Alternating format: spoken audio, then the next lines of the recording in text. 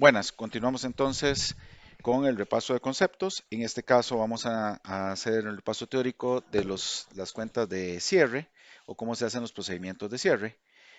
Para ello, entonces vamos a analizar el cierre de cuentas.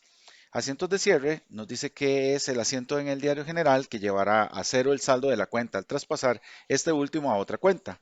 Los ingresos, los gastos, dividendos y la cuenta de pérdidas y ganancias son cuentas transitorias o nominales, o sea, que éstas se cierran. Los activos, pasivos y capital son cuentas permanentes o cuentas reales, y esto implica que no se cierran. Cierre de las cuentas de ingresos. Se hace un débito a las cuentas de ingresos y se acredita el importe de la cuenta de pérdidas y ganancias. Entonces tenemos por acá si en el ejemplo que tenemos ingresos por servicios por 1000, para hacer el cierre debo llevar este saldo que está al haber al debe. Entonces pongo ingresos por servicios del lado del debe contra una cuenta nueva que se va a llamar pérdidas y ganancias que va a ir al haber. Esto cuando se mayoriza nos quedaría ingresos por servicios 1000 y 1000 queda cero. Pérdidas y ganancias, que es una cuenta nueva, queda con 1000. Continuamos con los cierres y hacemos el cierre de las cuentas de gastos. Se hace un débito a la cuenta de pérdidas y ganancias por el total de todos los gastos o el subtotal que aparece en la columna del debe, el estado de resultados de la hoja de trabajo, y se acreditan todas las cuentas de gastos individuales. Para el ejemplo vamos a tener solo una cuenta que dice gastos, está con saldo el debe, y como la vamos a cerrar, la llevamos al otro lado, o sea, la vamos a poner al haber. Entonces va a ser pérdidas y ganancias contra las cuentas de gastos. Cuando lo mayorizamos, entonces vamos a tener lo siguiente. Los gastos al pasarlos al haber, 900 menos 900, 0. Y las pérdidas y ganancias va a quedar entonces con 900 al debe. Entonces 1000 que tenía menos 900 quedan 100. El cierre de las cuentas de ganancias y pérdidas.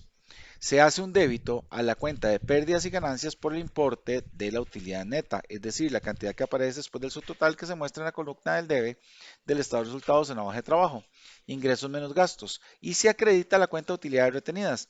Si durante el periodo se ha incurrido en pérdidas, se hace el débito a la cuenta de utilidades retenidas y el crédito a la cuenta de pérdidas y ganancias. Entonces, en este caso, como el saldo está al haber, y aquí hay algo que notamos, si el saldo queda al debe es una pérdida, si el saldo queda al haber es una ganancia. Y las ganancias las vamos a llamar utilidad. Más adelante vamos a ver entonces cuáles son los conceptos que hay por los diferentes títulos que va a tener la utilidad, como este de utilidades retenidas o utilidades no distribuidas, que lo vamos a encontrar más adelante. Pero entonces, para cerrar estas pérdidas y ganancias que están al haber, lo paso al debo, pérdidas y ganancias al debe contra utilidad al haber por 100. Esto me queda mayorizado así, pérdidas y ganancias 100 y 100 quedan 0. Y ahora la utilidad me queda abierta por 100. Y luego, ¿qué pasaría si tenemos dividendos? Vamos a cerrar, hacer el cierre de la cuenta de dividendos. Para esto se hace un débito a la cuenta de utilidades retenidas y un crédito a la cuenta de dividendos por el importe de su saldo. Si se declaran dividendos por 50, vamos a tener una utilidad de 50 y dividendos por pagar de 50.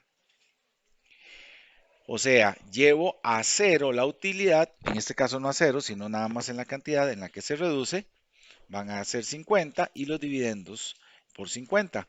Quedamos con la utilidad reducida en 50, 100 menos 50 quedan 50 y los dividendos van a quedar en 50. Luego vamos a hablar de qué pasa con el IVA.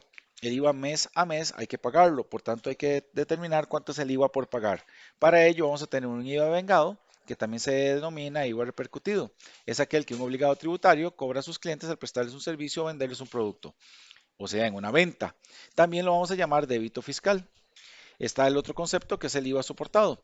El IVA soportado es el IVA que un obligado tributario paga cuando adquiere un bien o servicio relacionado con su actividad económica, o sea, sean las actividades de compra. Y también es un crédito fiscal. Entonces, ¿cómo hacemos el cierre de las cuentas de IVA? Se va a hacer un débito a la cuenta de IVA de vengado y un crédito a la cuenta de IVA soportado. Y la diferencia entre ambas, al quedar con saldo, al haber, se cierra contra IVA por pagar. Entonces, en este caso, el IVA de vengado son 150, el IVA soportado son 50.